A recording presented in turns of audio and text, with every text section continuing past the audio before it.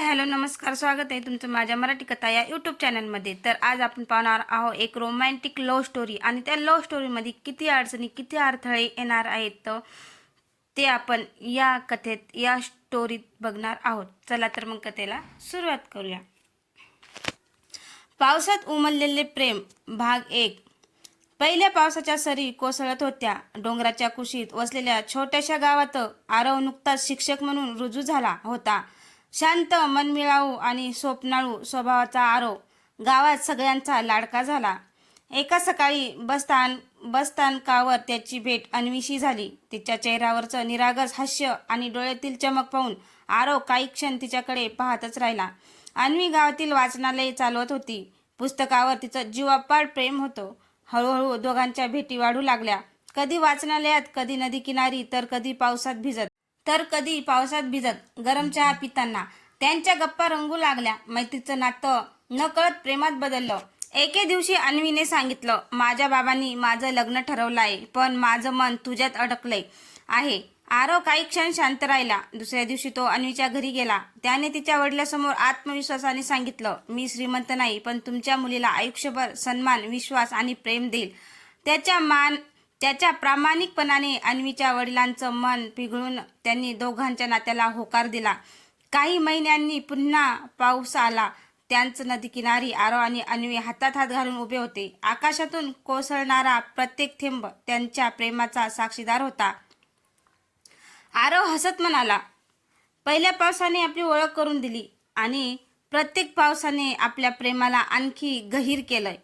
अन्वीने त्याचा हात घट्ट पकडला। दोघांच्या चेहऱ्यावर समाधानाचं हसू होतं, कारण खरं प्रेम कधीच मोठ्या वचनांनी जिंकत नाही। ते जिंकतं विश्वास, साथ आणि मनापासून केलेल्या प्रेमाची पहिली परीक्षा। लग्नाची तयारी सुरू झाली होती। दोन्ही घरात आनंदाचं वातावरण होतं। पण एका संध्याकाळी अन्वीला शहरातील एका मोठ्या प्रकाशन संस्थेकडून नोकरीची ऑफर आली। तिचं अनेक वर्षाचं स्वप्न अखेर पूर्ण होणार होतं। आरव, ही संधी मी नाही सोडू शकत, ती हळू आवाजात म्हणाली। आरव काही क्षण शांत राहिला। त्याला माहिती होतं की अन्वीचं स्वप्न त्याच्या इतकंच महत्त्वाचं आहे। प्रेम म्हणजे एकमेकांना थांबवणं नाही, तर एकमेकांच्या स्वप्नांना पंख देणं। आरव हसत म्हणाला। अन्वीच्या डोळ्यात आनंद अश्रू आले। ती शहरात गेली। सुरुवातीला दोघं रोज बोलत होते, पण कामाच्या व्यापामुळे संवाद कमी होत गेला। एका रात्री अन्वीने आरवला अनेक वेळा फोन केला, पण त्याचा फोन बंद येत होता। दुसऱ्या दिवशी गावात एकच चर्चा सुरू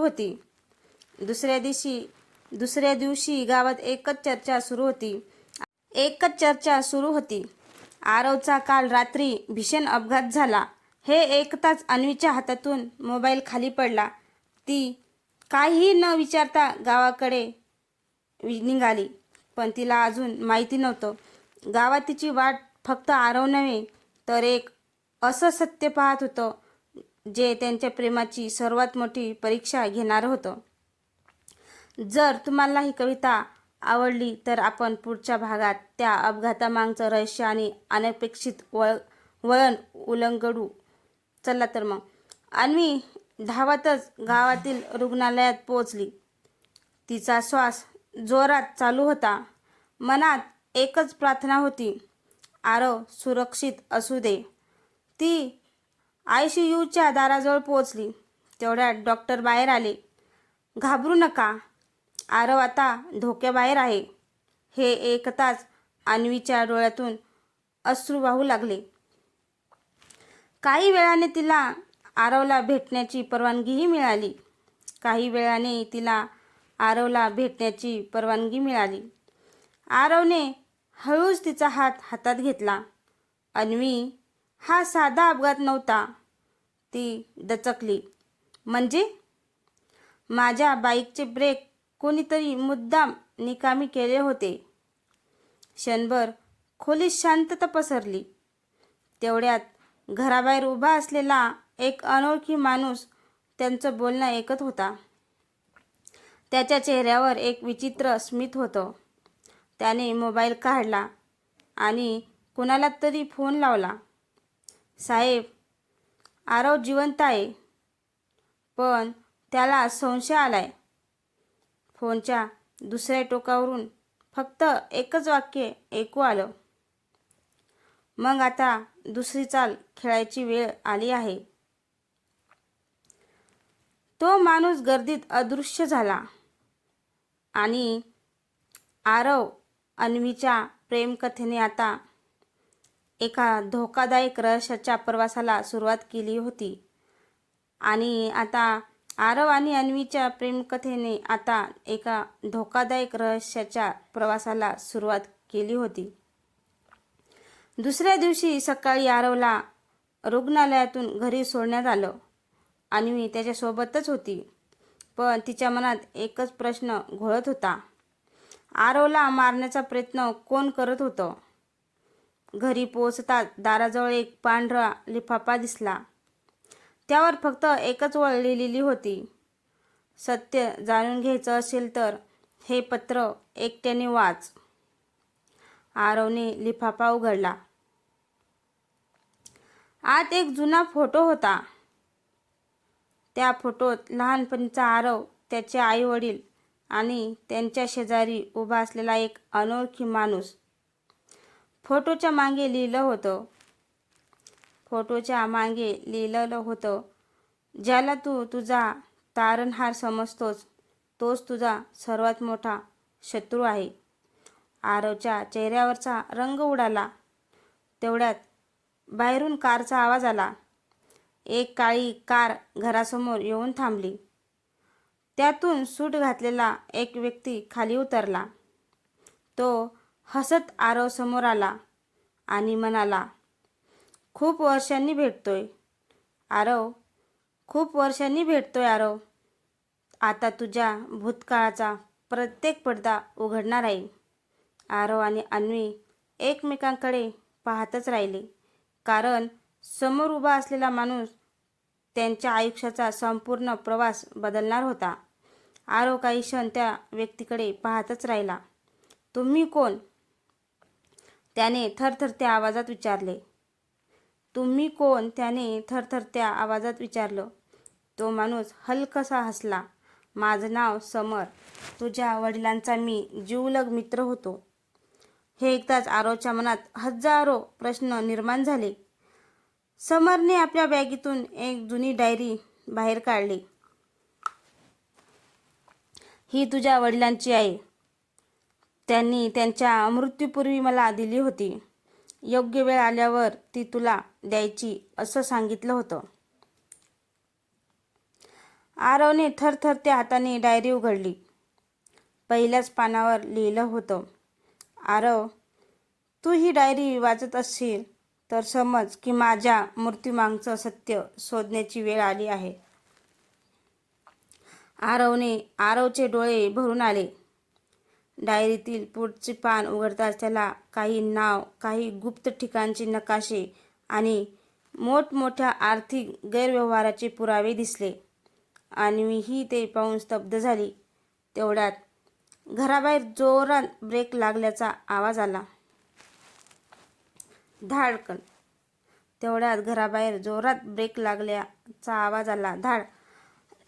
दार लाथ मारून उघडलं गेलं. काळ्या कपड्यातील काही मुखवटाधारी माणसं आत घुसली.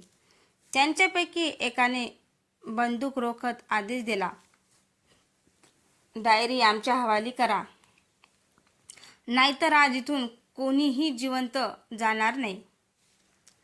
आरवने डायरी घट्ट पकडली. त्याच्या डोळ्यात आता भीती नव्हती, तर आपल्या कुटुंबासाठी आणि प्रेमासाठी शेवटपर्यंत लढण्याचा निर्धार दिसत होता. मुखवटाधारी माणसांनी घराला चारही बाजूनी घेरलं होतं.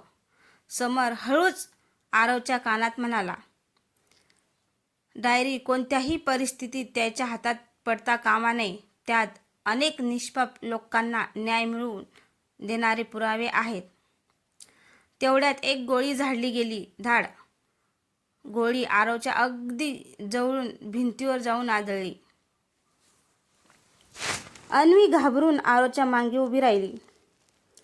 आरवने क्षणाचाही विलंब न करता टेबल उलटवला आणि सर्वांना त्यामागे लपायला सांगितलं. मुखवटाधारी माणसं हळूहळू हळूहळू पुढे येत होती. अचानक समोर ओरडला, आरव, मागच्या दरवाजाने बाहेर निघा. मी यांना थांबवतो. नाही, मी तुम्हाला एकटं सोडणार नाही, आरव म्हणाला. समर हसला. आज माझी नाही, तुझ्या आयुष्याची आणि सत्याची लढाई आहे. आरवने अन्वीचा हात घट्ट पकडला आणि मागच्या दरवाजातून बाहेर पडला. ते दोघे अंधाऱ्या जंगलाच्या दिशेने धावत सुटले. मागून गोळ्यांचे आवाज येत होते. धावताना अचानक अन्वीचा पाय घसरला आणि ती एका खोल दरीच्या कडेला जाऊन अडकली. आरवने क्षणाचाही विचार न करता तिचा हात पकडला. खाली शेकडो फूट खोल दरी होती. वरून मुखवटाधारी माणसं वेगाने जवळ येत होती आणि त्याच वेळी त्यांच्या मागून एक परिचित आवाज घुमला. आरव, तिचा हात सोड, नाहीतर दोघेही मराल. तो आवाज ऐकताच आरवच्या चेहऱ्यावर धक्का स्पष्ट दिसत होता. कारण तो आवाज त्याच्या सर्वात विश्वासू मित्रांचा होता. जर हवं असेल तर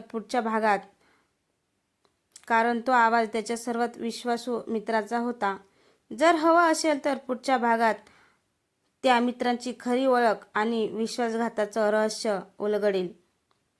आरवने मागे वळून पाहिलं. समोर उभा होता त्याचा बालपणीचा जिवलग मित्र निखिल. आरवच्या चेहऱ्यावर विश्वास बसत नव्हता. निखिल, तू? तो हादरलेल्या आवाजात म्हणाला. निखिलच्या हातात बंदूक होती, पण त्याच्या डोळ्यात वेदना स्पष्ट दिसत होत्या. मला माफ कर आरव, माझ्याकडे दुसरा पर्याय नव्हता. काय बोलतोयस तू? हे सगळं का केलंस? निखिल काही क्षण शांत राहिला, मग म्हणाला, त्या लोकांनी माझ्या आईला कैद करून ठेवले. मी त्यांचं ऐकलं नाही तर ते तिला ठार मारतील. आरव काही बोलणार इतक्यातच जंगलात अचानक सायरनचा आवाज घुमला. मुखवटाधारी माणसं घाबरली. त्यांचा प्रमुख ओरडला, पोलीस आले, डायरी घेऊन पळा. गोंधळात निखिलने क्षणात निर्णय घेतला. त्याने बंदूक त्या गुंडाकडे रोखली आणि सलग दोन गोळ्या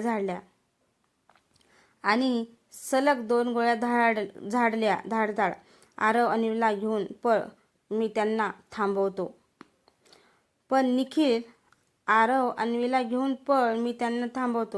पण निखिल, वेळ नाही, माझी काळजी करू नको. आरवने अन्वीला वर ओढलं आणि दोघे जंगलातून बाहेर पडू लागले. तेवढ्यात मागून एक प्रचंड स्फोट झाला. संपूर्ण जंगल हादरलं. आरवने मागे वळून पाहिलं. धुराच्या ढगात निखिल दिसेनासा झाला होता. तो जिवंत होता की सगळ्यांसाठी स्वतःचं बलिदान देऊन गेला होता? हा प्रश्न अनुत्तरितच राहिला.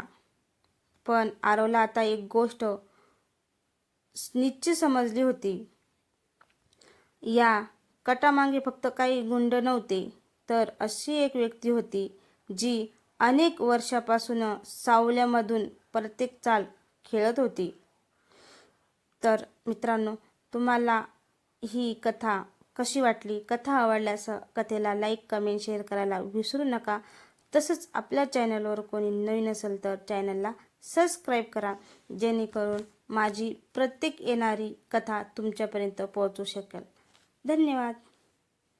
आणि आपल्या या कथेला म्हणजे भरभरून तुमचं असं प्रेम द्या.